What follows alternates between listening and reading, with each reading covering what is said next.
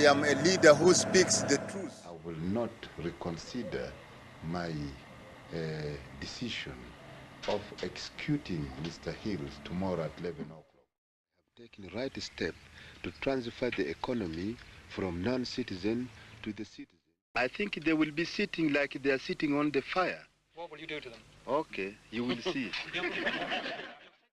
I will become the highest man in the armed forces, general, and also I will be president of this country. And it happened. Welcome back to my YouTube channel. If you're new to the channel, my name is Jonathan Benaya. I am a nature photographer and a travel blogger. If you're new to this channel, please do it the way we do it. Hit the subscribe button. And if you're part of the community, please do what we normally do, smash that like button. Leave a comment in the comment section below and show me some love. Share this with someone that might need it. In this particular video, I'll share with you my 8 intriguingly funny things about Idi Amin. This year 2019, Uganda celebrates 57 years of independence on the 9th of October.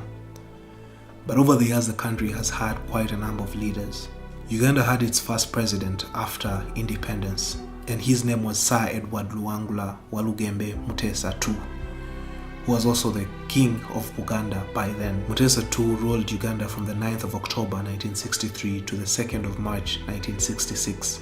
He was toppled by Dr. Apollo Milton Obote, who ruled the country from 15th April 1966 to the 25th of January 1971. And then we had Yusuf Chironde Lule, who ruled the country for the shortest period, between the 13th of April 1979 to the 20th of June 1979. He was followed by quite an intellectual chap called Godfrey Lukongwa Binaisa, who was the president of Uganda from the 25th of June 1969 to the 12th of May 1980.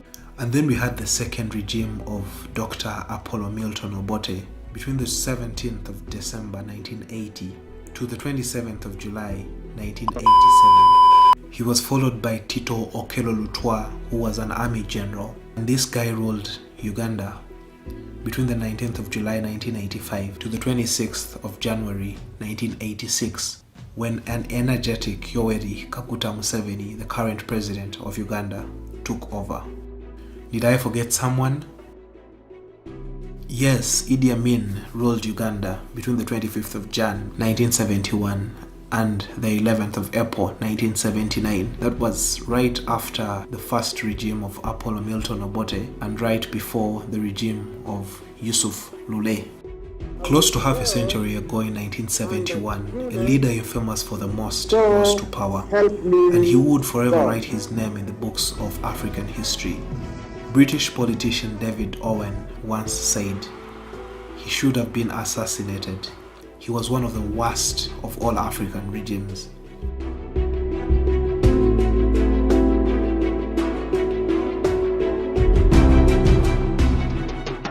Idi Amin, most amazing man there's ever been. He the general, the president, the king of the scene.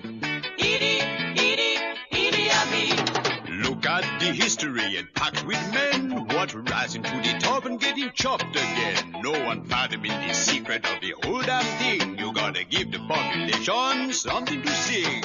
Standing right on the Kampala Jinja Highway, right behind me. The forest that you see is Mabira Forest. It's believed that several years ago this place used to have quite a number of roadblocks, and the forest at one time was used as a rebel hideout. I'm heading to Jinja, to the shores of the Nile, so the story will continue. Wrong, they never got the population singing along. Idi Amin, most amazing man there's ever been. He the general, the president, the king of the scene. Idi Amin. Listen, with the world famous Kampala Key Club mind keeping in the damn background, what the hell going on here? It looking like some kind of musical coup to me.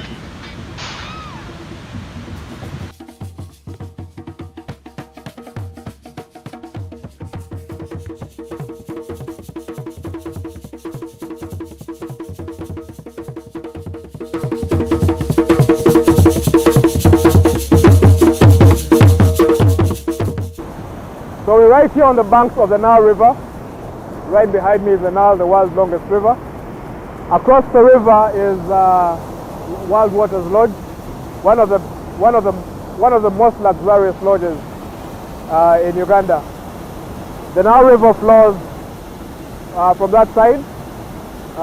If you go that side, you will meet the new source of the Nile Bridge, beyond which you'll see the actual source of the Nile, where this river begins to flow. It's believed it takes a 3-month journey towards that direction till it empties its waters in the Mediterranean Sea. This place has grown to become a tourist hub, so there are quite a number of activities that take place here. We have definitely whitewater rafting, we have kayaking on the Nile, we do have people that come here for the quad bike, and we have horseback riding just across the river. And it's kind of branded Jinja City into the adventure capital of East Africa. But several years ago, close to half a century ago, about 48 years ago, during the regime of Idi Amin, it's believed the river used to flow with dead bodies. And what has it that actually our parents, we grew up hearing from our parents that whenever you would annoy Idi Amin, together with his men, he would execute you, and your body would be dropped in one of the falls, and then your body would flow down over the rocks all the way towards northern Uganda and onwards. So people would come to the river to fetch water, and it's believed that they would meet dead bodies on the way, or they would also meet dead bodies in the river. Whether that is true, I guess it's subject to more research. Yeah, but the beauty of the story is that this place has been transformed into one of the biggest adventure hubs on the African continent. Because you have a buzz of activity that happens here. You have horseback riding on the banks of the Nile. You have people who come down here to camp and have a good time with family. And it's a bittersweet story, which partly shows that a river that used to be a doomed area during the regime of Idi Amin Dada has now been transformed into a beautiful and amazing tourism hotspot.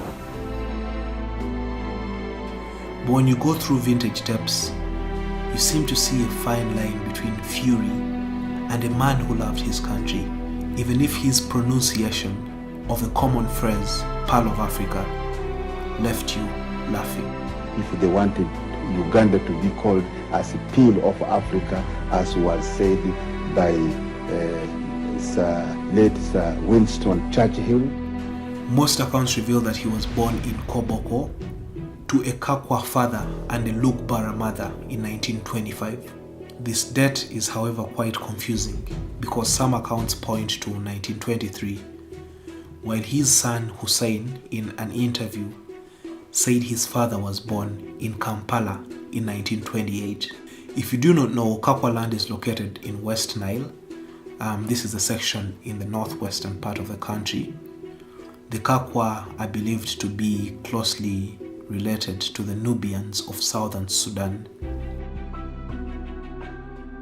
Little is said about Idi Amin's dad, but some books show that, like many African kids, he was abandoned by his father at a very tender age, and he was raised by a single mother, a lady called Ate Asa. Duty of the woman is the house woman. He knows how to keep house very well. If he can do that, let me make first examinations, appoint women to be the managers of hotel, which is done. I guess this also partly explains why you hear more about his mother, who unfortunately died in 1970, just a year before he became president.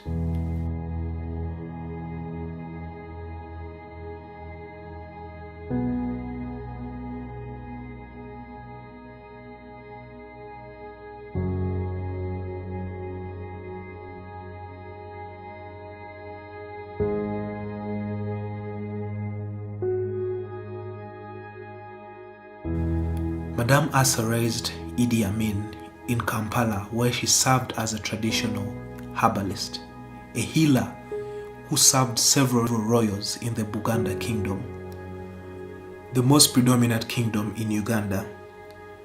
I guess this also partly explains the presence of a Nubian community in Kampala. We call them Abanubi.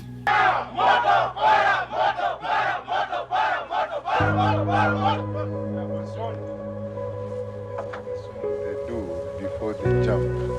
It warms them completely. But all stories you read about Idi Amin show that he was not well educated. There was an outright lack of a decent form of education, and you could say that this is why he often did agree with the learned, or call them the elites. You shouldn't. If you want, you come direct to Uganda and get your representative in Kampala so that he can give you accurate information. But I wanted to ask you, are you not afraid of interviewing the conqueror of the British Empire as you are British? You are not afraid of... Everybody, they loves me, and therefore I am one of their the hero in the country, and therefore everybody is responsible for my security. I am not afraid because I know exactly how and when I will die. This I know. But when you study him really close and you read books of history, you'll know that even in his many flaws, there wasn't a lack for wisdom in the way he acted. In 1946, Idi Amin joined the Imperial British Army, the King's African Rifles. At this point, he only served as a cook, and when a time came when they needed an extra pair of boots, the man joined the army, quickly rising in the ranks to reach the title of Afande in 1959, which by then was the highest possible rank for a black African in the colonial British Army. Idi Amin is recorded to have been a very devoted officer who executed all his tasks exceptionally. You are all right for your communication? Yes. Muton, Ogenda D Kumigi 23.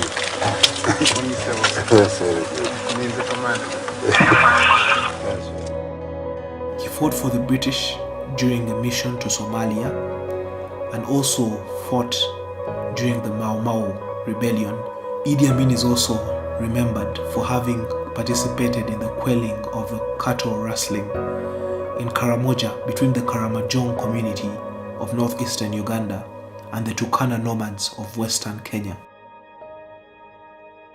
Quite notably, Idi Amin was the commander-in-chief of Obote's army when Obote came into leadership.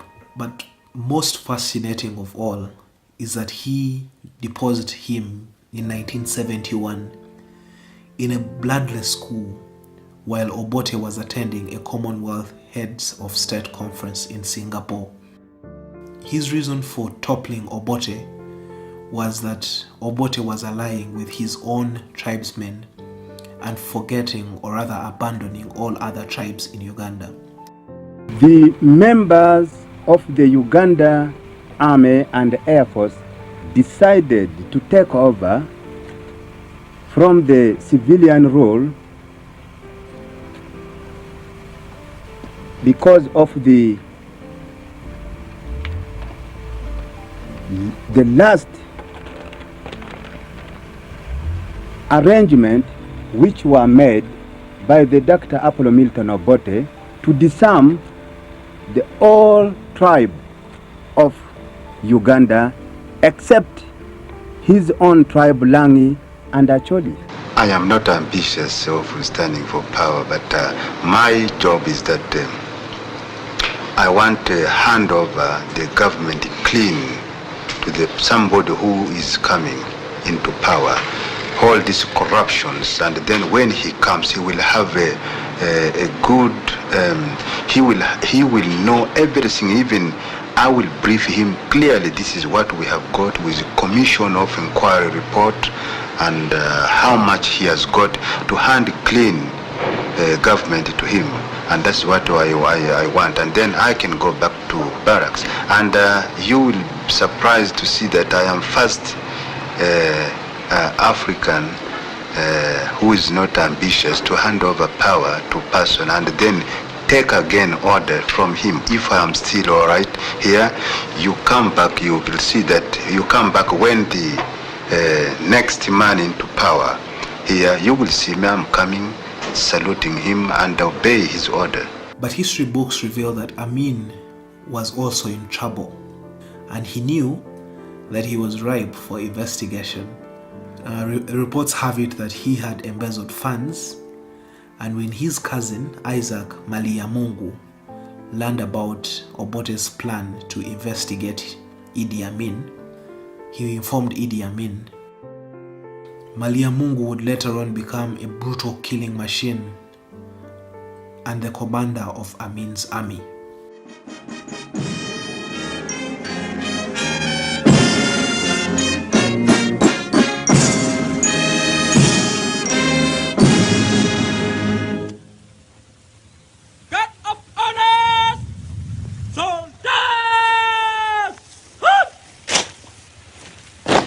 There are a number of significant events that took place during Amin's tenure between 1971 and 1979.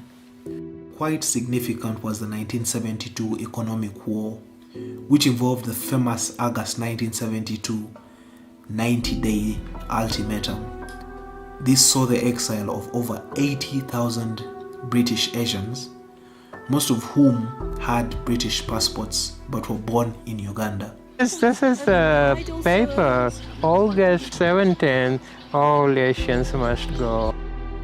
There were mainly Indians whose parents had been brought in by the British in the early years of colonial rule in Uganda. Idi Amin gave them 90 days, only 90 days, to leave Uganda. But he probably didn't know that they were the backbone of Uganda's economy.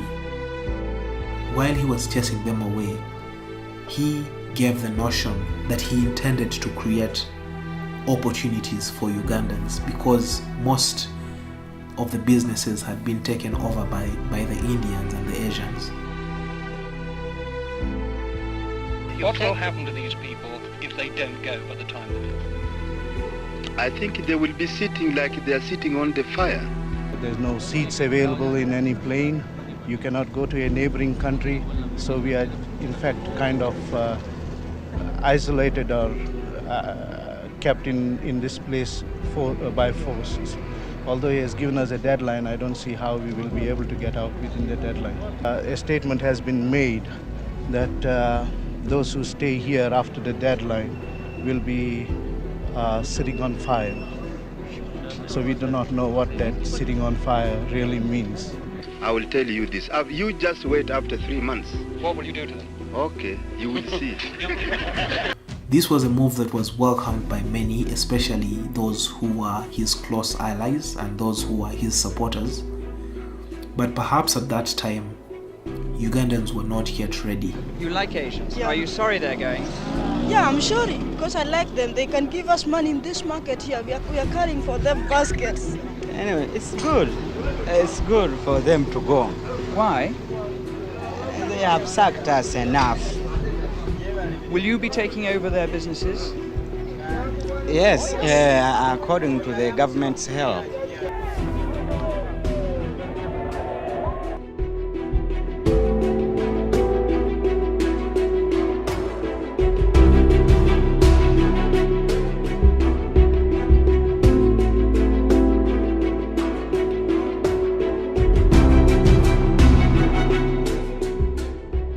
No, I wouldn't, because on this I'm saying it in good faith, and this is the belief of the majority of the Ugandans. The Ugandans would rather suffer for 2-3 years more and restore themselves to prosperity than having Asian retailers coming back to manage their shops. I think the only role some Asians could play, the role like the Madvani family, the sugar tycoons like Mahendra Mehta family, the big estates, where they can really inject new capital into industry. I detest the method he used to evict them. I think the method was barbarous, to say the least, but I think the results which were achieved by using that kind of brutal method of evicting them is a point of no return as far as ordinary Ugandans are concerned. It certainly awoke the spirit of entrepreneurship in the country.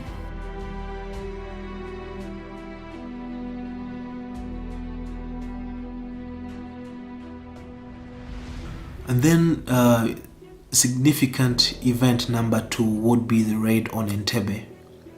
You'd want to go and watch the movies about that, but also visit the new museum that they're putting up at the old airport in Entebbe, where the event actually happened.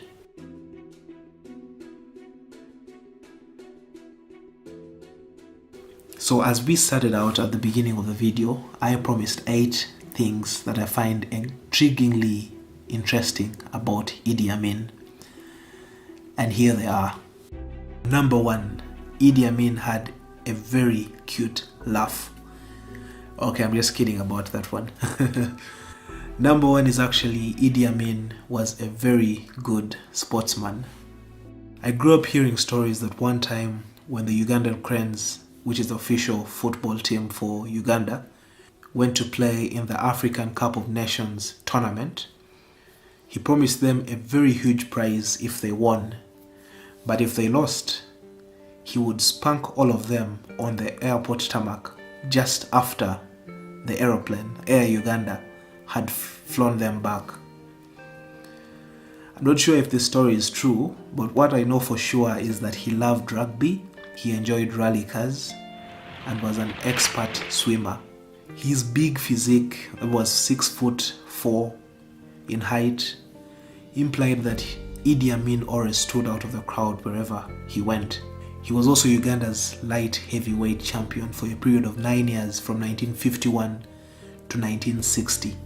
Number 2, Idi Amin believed he was popular. I am very popular. Obote is against any leader popular in Uganda. Of course, you need to be popular to have people from years back and people in current times talking about you. We have so many movies about his regime. There is the example of the rise and fall of Idi Amin. Then you had The King of Scotland, in which Forrest Whitaker played the role of Idi Amin. You have the recent 7 Days at Entebbe, which narrates the raid on Entebbe. And then there was another movie called Raid on Entebbe. Several other movies that have been acted. I'm also glad to hear that the Uganda Tourism Board will be developing an actual separate Idi Amin trail to give people a feel of the story and bring to life the story of Idi Amin. Number 3, this man had many titles. Of course, he was the president of Uganda, so he had the title of His Excellency, he had the title of President for Life, which I find very sarcastic, and he was a devout Muslim, so he got the title of Al-Haji. I guess he made quite a number of trips to Mecca. And then there was a story of a vice chancellor who went missing, and then after some time we heard that Idi Amin attained a doctorate. Idi Amin also called himself the commander-in-chief of the armed forces, but he also had to give himself the title of army chief of staff. That he amassed the highest rank in the army, field marshal, and actually till date that title is reflected on the website of the Ugandan State House. Idi Amin also had the Victoria's Cross, which is a prestigious title in the British Army. He had the Distinguished Service Order, Military Cross. He referred to himself as the last king of Scotland. When he fell out with the British in 1977, he thought it wise to brand himself the conqueror of the British Empire. Actually, at this time, the British Commission was closed, and it's during the same time that he shifted his alliance from Britain to the Islamic wing, so the Islamic countries.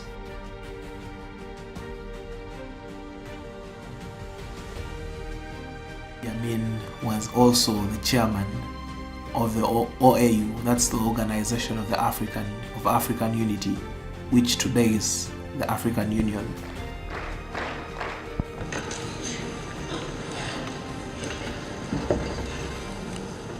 The deadly poison to the unity, fraternity, and the independence of African states is now in its final stage of preparation in the political laboratories of the South African regime. So he was the chairman in 1975. And then he was commonly referred to as Big Daddy, I guess because of his huge physique. So title number 15, which is probably my last but also most funny of them all, is he called himself the Lord of all the beasts of the earth and the fish of the sea.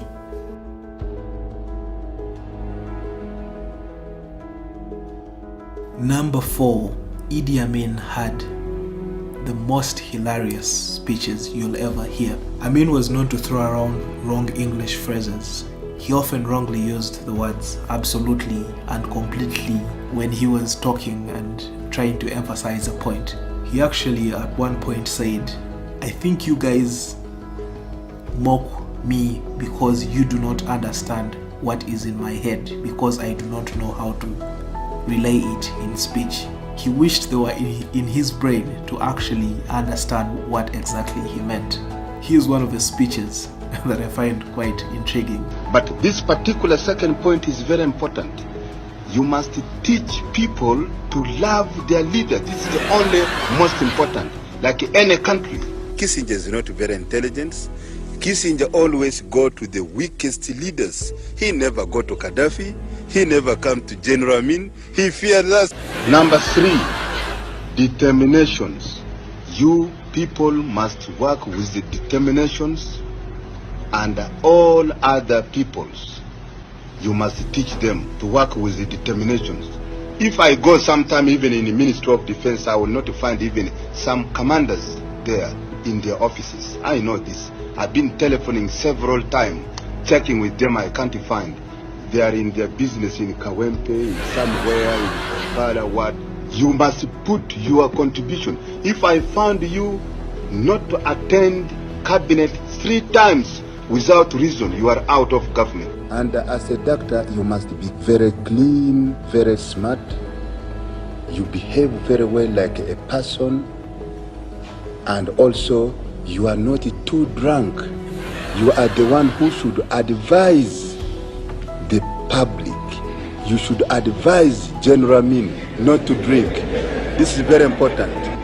Because if a public learn that you are a drunkard, automatically they lose confidence, and even they can say that if I am going to get operation by that doctor, he's a drunkard, he will not do anything, and they will completely refuse. I am telling you sincerely. Also, to drink and overdrunk, it is not very good. You will not even enjoy more because you will not even have sense. But if you drink very little, you feel very happy, very proud, and you talk to your people. That will be. I'm just advising you. And you should know that spy is a criminal. To be a spy is very bad. And your case is death completely, sentence. This is, I must make it absolutely clear. If I found anybody is a spy, and any spy is found, and anybody is coming in this cover, and if he is found to be spy, his case is firing squad. He must be handed straight to military police, must be dealt with the military tribunal, because the case of spying is very serious. Anybody found is a spy, his case must be dealt with military tribunals. Once it's confirmed, even military tribunals should not waste time of making law whole day discussing about one person who is the spy. Must be shortcut. Number 5, Idi Amin was extremely assertive and he got his point across. Idi Amin was arrogant, there's no doubt about that. He got what he wanted and he changed course whenever he felt something wasn't going the way he had envisioned it. One time he tricked some British chaps into carrying him aloft. Another time he threatened them into bowing down to him. The conqueror of the British Empire, I guess, partly explains why. And there was that interview where he must have sent shockwaves down a British journalist's spine when he asked about his foreign policy. You shouldn't. If you want, you come direct to Uganda and get your representative in Kampala so that he can give you accurate information. But I wanted to ask you, are you not afraid of interviewing the conqueror of British Empire as you are British? You are not afraid of... But adding to his crazy policies and infamous foreign policy, he got the liking of some of the world's most controversial leaders. He seemed to like Hitler, Libya's Muammar Gaddafi was a good friend of his, Arafat from the Middle East was a good friend of his. He got quite the attraction from the Soviet, from Russia and all those nations. Number 6, Idi Amin needed no PR officer. Of course, there are stories of journalists who unfortunately got their nuts squeezed for putting out the wrong stories.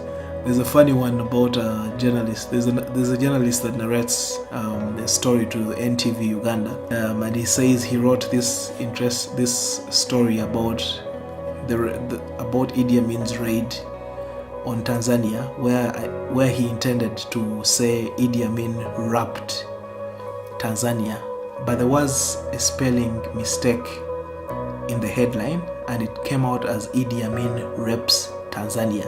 So this guy was called in to meet Idi Amin, a furious Idi Amin, and the funny thing is that he was freaked out to the peak and he messed his pants. The stomach turned.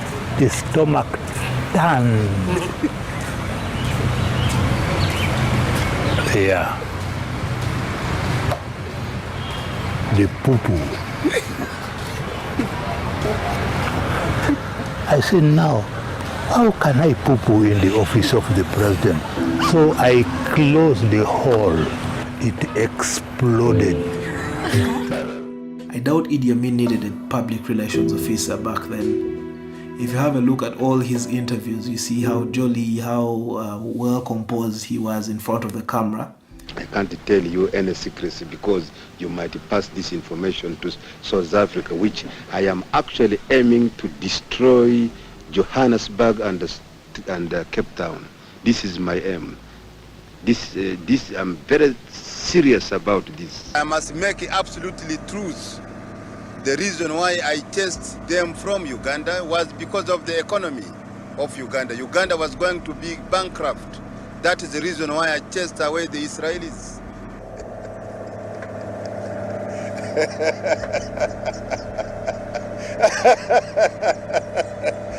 Why do you ask me about Hitler? The Hitler's problem is now past tense. Now we are looking forward for the future. I have no any bad intention from now onwards. I wanted to be very friendly to entire world community. Thank you very much. Actually, you can watch this interview with the BBC after he'd fled to exile in Saudi Arabia. He still had the confidence. I am fresh, strong, and I am concerned with the situation in Uganda. Most of them, they love me, they pass their information to me, and they want me to save them from the chaos situation which is now happening in Uganda. My intention is to work for my people, but not for me. That is the reason why you know that if you check all banks all over the world, in Europe, in Asia, in Africa, in the United States of America, you will never find account belong to me, because I work for the people of Uganda. I am a founder of the economic independence of Uganda. Number 7. Idi Amin was a family man and he loved his kids. According to his sons Hussein and Jafar, Idi Amin had quite a number of kids. He's reported to have fathered at least 40 children, but his son Jafar, while speaking to CCTV, says there could have been more than 60. He married many, and it's reported that he held quite extravagant weddings. Actually, one of the weddings he planned to happen during the OAU summit while it was in Kampala, and one of the heads of state had to be his best man. There's this fascinating story about how he really loved music. He actually used to play the accordion, but he enjoyed live music, and often at the end of the party he would live with the lead singer or the cutest girl in the band. A lot of them ended up as my mothers. Actually, Daily Monitor reports that months before his death in Saudi Arabia in 2003, he had just recently married another wife. Although the public saw his aggressive side, his children say he was a very loving dad. The last one, and that's number 8. In his 8 years as president of Uganda, Idi Amin loved, developed, and was a patriotic leader. A lot of infrastructure is said to have been built during his time. Although much was lost during the war and during the political instability that happened during his time, he is said to have brought in the first colored TV, and during his time, Air Uganda was introduced as the official flag bearer of Uganda. It was one of the biggest airlines on the African continent, and Entebbe International Airport was one of the busiest airports and considered the best landing spot on the African continent. Unfortunately, along the way, Air Uganda collapsed, but the good news is that it's just been recently revamped, so it actually resumed commercial flights on the 28th of September. If you catch Idi Amin, what you gonna do with it? We are going to eat his flesh. In fact, we want his head in Tanzania, his head. We'll put him in a museum if it's possible. I am not a person who is afraid of being assassinated, because I believe in God and I know exactly when and how I will die. And this is secret. And that is why I was the last man to withdraw from the battlefield. And I remember I was just coming out of church when I heard the news that Amin had passed on. It didn't mean much back then. I was still a very young little man. The news had been reported by, I think they said his Hajati, she was called Nalongo Madina, with whom he was staying together with several of, I think about 25 of his kids. It was told that she had pleaded with the government of Uganda, the then government, which was the government of Yoweri Museveni, to have Idi Amin returned to Uganda.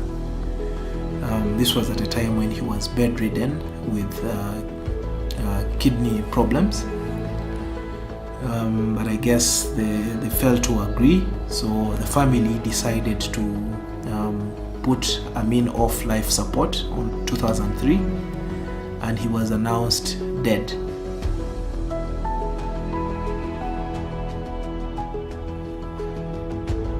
One of the biggest leaders on the African continent died quite a humble death in exile in Saudi Arabia.